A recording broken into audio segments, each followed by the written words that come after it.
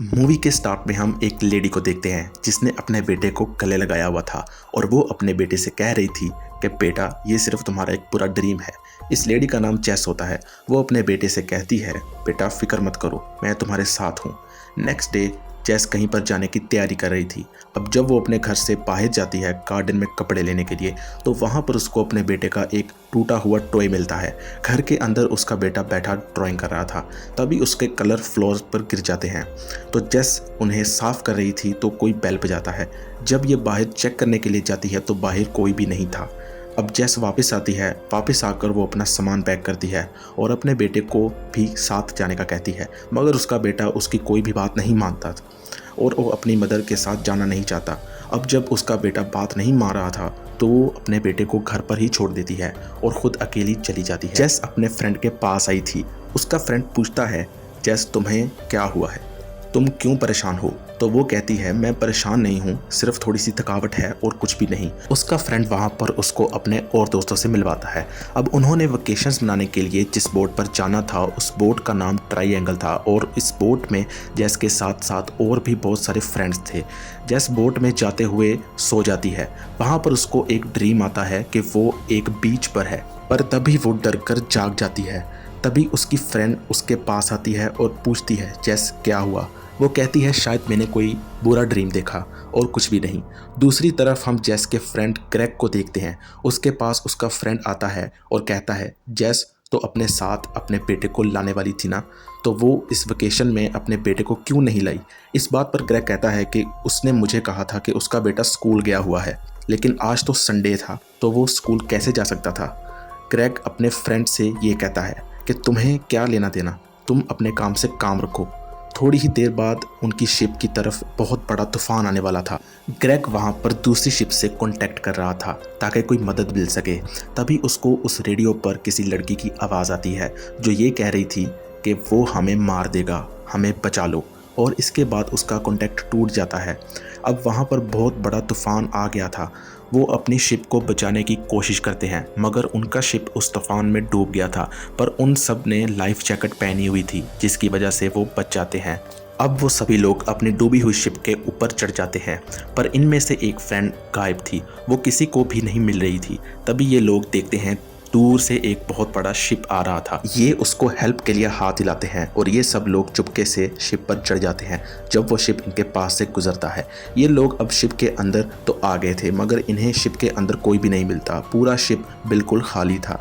जेस जब इस शिप को देख रही थी तो वो अपने फ्रेंड ग्रेग से कहती है कि मुझे ऐसा लगता है कि मैं पहले भी यहाँ पर आ चुकी हूँ। तभी यहाँ पर इनको कुछ गिरने की आवाज़ आती है और जब जेस का फ्रेंड वहाँ जाकर चेक करता है तो उसको जेस की कुछ कीज़ मिलती हैं। अब जेस तो इनके साथ थी, तो ऐसा कैसे हो सकता है कि जेस की कीज़ वहाँ पर हों? ये सब लोग हैरान हो गए थे। तभी वहाँ पर एक फ्रेंड कहती है कि शायद वो हेदर हो। ये उस लड़की के बारे में बात कर रही थी जो शिप डूबने से गायब हो गई थी और अब इन्हें ऐसा लग रहा था कि शायद वही लड़की हो। तो अब ये सब लोग उसको चेक करने के लिए एक रूम में जाते हैं। जब ये लोग रूम में जाते हैं तो ये देखकर हैरान हो गए थे कि वहाँ पर बहुत सारी खाने की चीज़ें थी।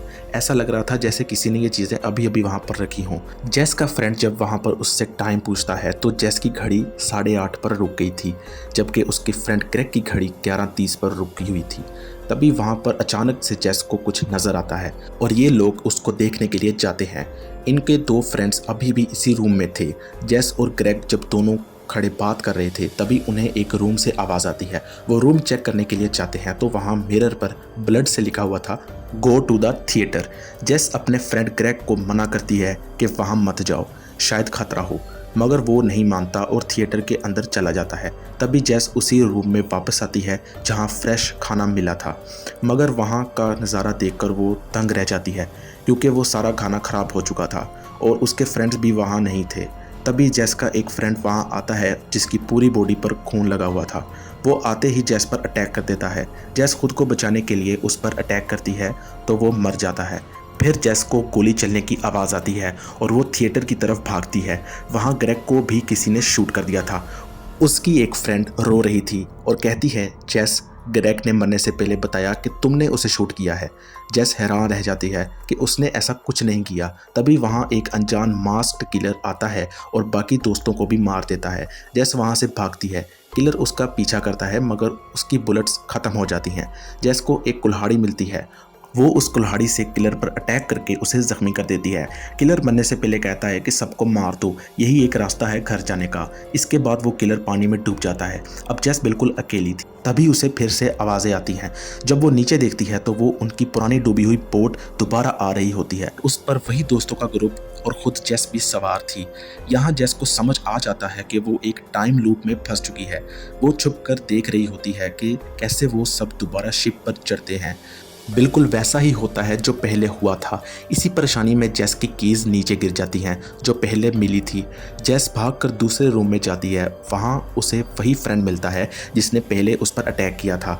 जेस उसे समझाने की कोशिश करती है मगर वो नहीं सुनता। धक्का लगने से उसका सर हैंडल पर लगता है और वो ज़ख्मी हो जाता है। जेस को एक कोने में बहुत सारे पेपर्स मिलते हैं जिन पर लिखा था सबको मार दो जब वो शिप पर हों। और सबसे शॉकिंग बात ये है कि वहाँ ढेरों एक जैसे लॉकेट्स पड़े हुए थे। जेस को अब ये यकीन हो जाता है कि ये खेल हज़ारों बार पहले भी हो चुका है और वो इस लूप में पूरी तरह से फंस चुकी है। अब ये रियल जेस डिसाइड करती है कि वो किसी न किसी तरह इस टाइम लूप से बाहर निकलेगी ताकि अपने बेटे से मिल सके।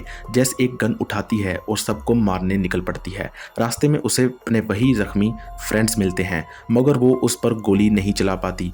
तभी वो अपनी कॉपी यानी कि दूसरी जेस को दोस्तों के साथ देखती है तो फौरन से छुप जाती है।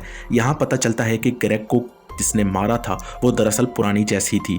पुरानी जेस बाकी दोस्तों को एक रूम में ले जाकर नाइफ से स्टैब करती है जिसमें मेल फ्रेंड मारा जाता है। जेस की दोस्त सैली जख्मी हालत में कंट्रोल रूम में भाग जाती है और रेडियो पर मदद मांगती है, वही आवाज़ जो ग्रेग ने पहले सुनी थी। लूप कंप्लीट हो रहा था। रियल जेस जब शिप के ऊपर पहुंचती है तो हैरान रह जाती है। वहां सैली की बहुत सारी डेड बॉडीज पड़ी थीं। इसका मतलब ये है कि लूप हज़ारों बार चल चुका है। तभी न्यू जेस आकर पुरानी जेस को पानी में गिरा देती है और सैली भी मर जाती है। रियल जेस समझ जाती है कि जब सब मर जाते हैं तो लूप दोबारा शुरू हो जाता है। अब तीसरी बार वही ग्रुप शिप पर चढ़ता है। रियल जेस अब खुद किलर बन जाती है ताकि लूप को तोड़ सके।